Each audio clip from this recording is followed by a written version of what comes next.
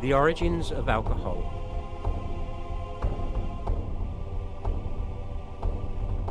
Long ago, before alcohol was produced industrially, it occurred by accident far away, deep in a forest in Kazi in India.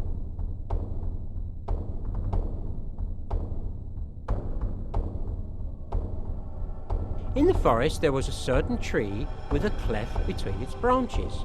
Rainwater collected in the cleft, fruit like myrobalans and peppercorn from the surrounding trees fell into the water.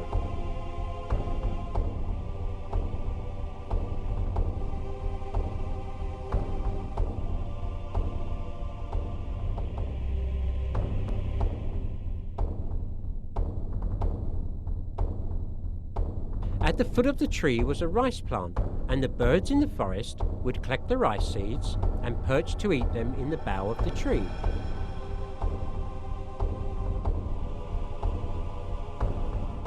Some of the seeds fell in the water in the cleft of the tree too.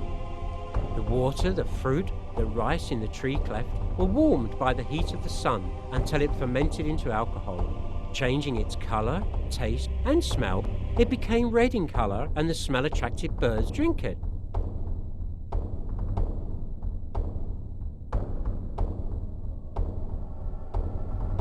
The birds drank some of the rot gut without realising its danger. They only drank it to slake their thirst, mistaking it for water.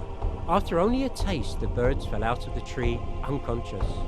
And this pile of birds under the tree did not escape the eye of a forester called Surya, who happened to be passing by. That's good luck for me today.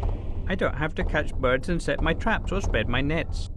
As he watched the birds continue to fall out of the tree one by one, in fact, the birds were asleep, and when they eventually woke up, they could fly away as normal. The hunter was curious and realised there must be something special up the tree.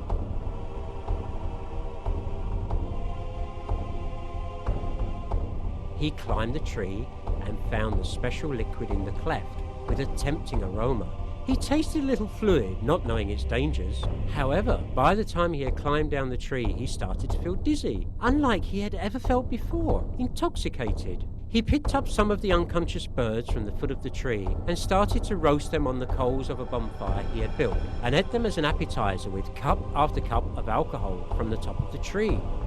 He felt like dancing and singing all by himself in the forest.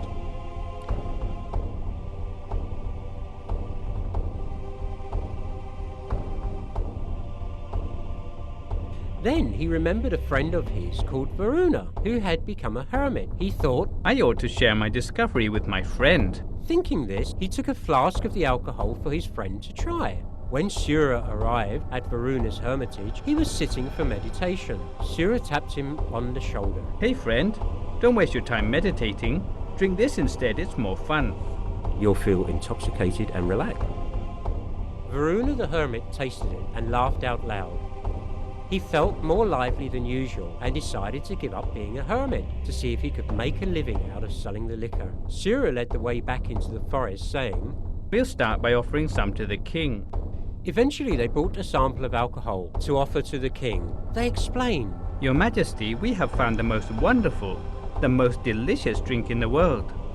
A drink so amazing that you have never tasted before since the day you were born. Won't Your Majesty try just a sip? The king tasted it and liked it and ordered more. Therefore Surya and Varuna were in and out of the forest all day long, bringing alcohol from the tree for the king. Later, the two got tired of making the journey so often, so they contrived a synthetic process to produce the alcohol. They produced many barrels of the liquor. They reserved some of the liquor for the king, but they sold the rest to citizens of the kingdom. In the beginning, the citizens asked what sort of drink it was. They replied, It's a delicious drink, and called it Surya after the discoverer. The citizens drank more and more. The more they drank, the less inclined they felt to work for a living. When they were drunk, they would sleep all day. When they got sober, they would drink more because it was so tasty. In the end, the whole kingdom went bankrupt, eventually going to rack and ruin. Surya and Varuna realized their market had collapsed, so they moved to another kingdom, namely Benares, where the king and the citizens were still unaware of the side effect. They brought Benares to rack and ruin in exactly the same way and moved on to the next kingdom, that of Saketa. The same thing happened there, so they moved to Sawati. In that kingdom, King Sabamita ordered 500 barrels of alcohol without ever tasting it. However, as they were pouring the alcohol into the barrel, some spilled over the brim. A cat licked some of the spillings out of curiosity. The cat's curiosity was not easily abated, and eventually it got so drunk that it fell down unconscious. It lost all its cat-like dignity when the mice came out and nibbled its whiskers and ears. Someone discovered the incapacitated cat and reported to the king that curiosity had killed the cat. It had been poisoned to death by the alcohol. The king had Sura and Varuna up for treason and sent them for execution. However, before their heads were chopped off, the cat came round and wandered around dizzily.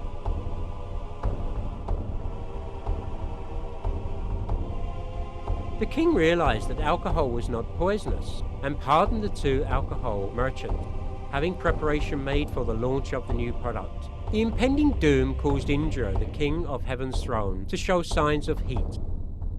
Indra realized that if he did not intervene and this major kingdom got addicted to alcohol in the same way as the lesser kingdoms before it, alcohol would spread unabated throughout the subcontinent.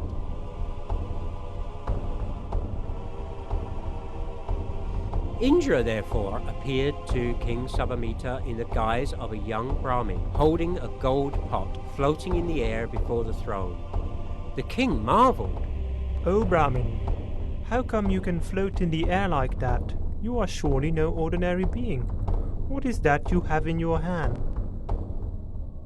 The Brahmin replied, This is a magic pot. In this pot is a fluid which is exceptionally delicious.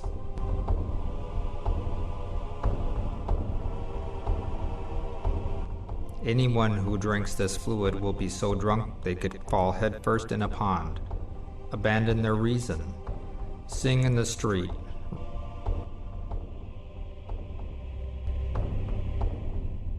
run around naked, and encourage their friends to do the same. They will be shameless, sing raucously, walk back and forth all night, each friend taking it in turn to see the other home.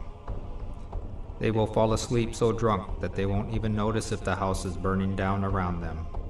Anyone who drinks this won't even care about eating dog food off the floor, going around clumsily, unsuitably dressed in public,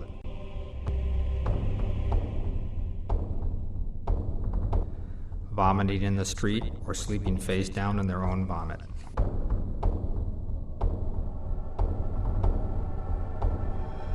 Some have delusions of their own grandeur, or become hideously aggressive.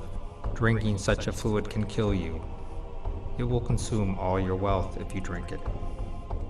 It makes you so shameless that you won't think twice about insulting your parents, flirting with your daughter-in-law, shouting at your in-laws, or having an affair with a maid.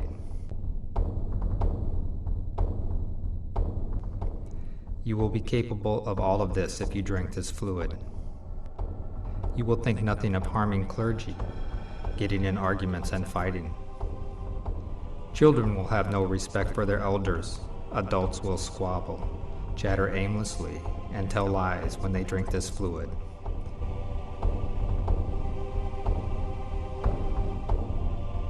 They will forget to do the work they promised.